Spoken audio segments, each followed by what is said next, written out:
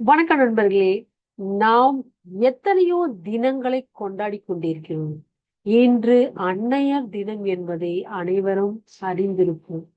அன்னையர் தினம் என்பது அனைத்து உயிர்களுக்கும் அன்னை என்பவள் ம், நாம் இறைவனை காண முடியாது என்பதற்காக கடவுளால் படைக்கப்பட்ட ஒரு உயிர்.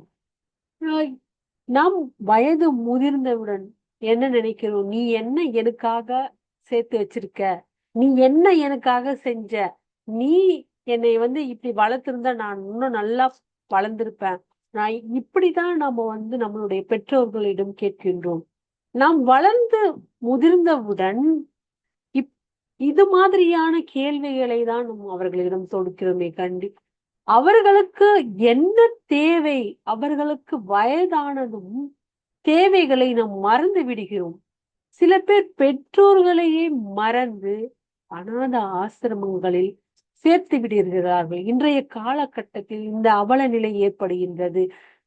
நாம் இன்று நம் பெற்றோர்களை அநாத ஆசிரமத்தில் சேர்ப்பதனால் நம் அடுத்த தலைமுறை நம்மளையும் அவ்வாறே செய்வார்கள்.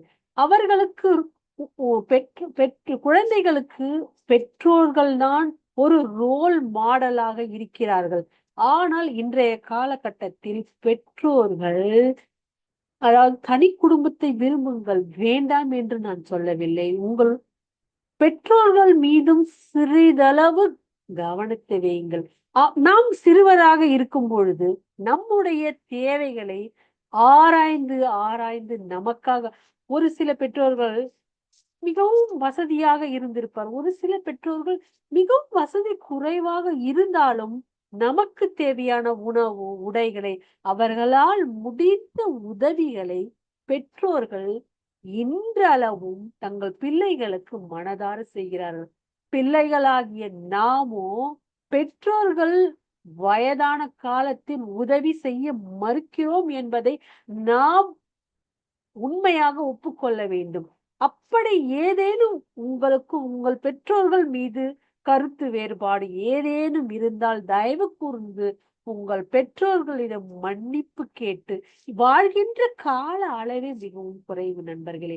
அதனால் உங்கள் பெற்றோர்களை மதித்து மன்னித்து, ஏதேனும் அவர்கள் தவறு செய்திருந்தாலும் மன்னித்து அவர்களை ஏற்றுக்கொள்ளுங்கள். பெற்றோர்கள் எப்பொழுதும் குழந்தைகளிடம் எந்த ஒரு நிபந்தனையும் வைப்பதில்லை.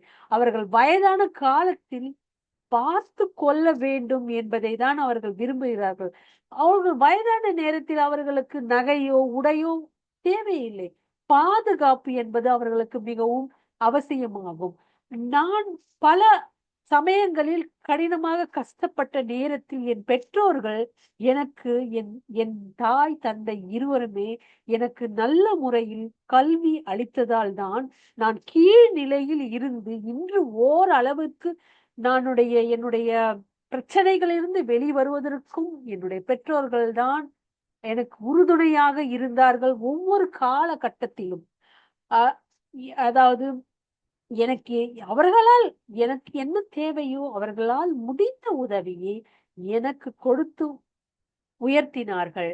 என்னை பல சூழ்நிலையில் அழுத்தம் கொடுத்த போது மற்றவர்கள் என்னை வளர்த்தவர்கள்.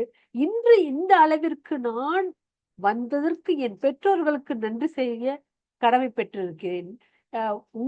நீங்களும் உங்கள் பெற்றோர்களை இந்த காலகட்டத்தில் நீங்கள் மறந்திருந்தாலோ ஏதேனும் உங்களுக்கு வருத்தம் இருந்தார்களோ உடனடியாக அவர்களுக்கு பூன் செய்து அவர்களிடம் நீங்கள் மன்னிப்பு கேட்டாலும் சரி, அவர்கள் மன்னிப்பு கேட்டாலும் சரி, பேசுங்கள். கண்டிப்பாக நீங்கள் பிள்ளைகளாகி நீங்கள் இறங்கி பேசுங்கள்.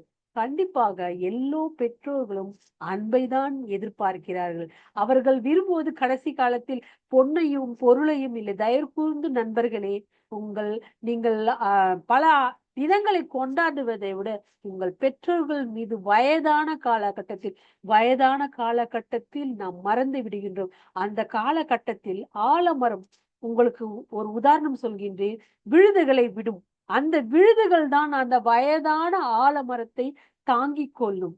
அதுபோல நாம் பெற்றோர்களுக்கு பாதுகாக்கவும் அரணாக இருக்க வேண்டியது பிள்ளைகளாகிய ஒவ்வொருவருக்கும் கடமையாகும். நன்றி, வணக்கம் நண்பர்களே.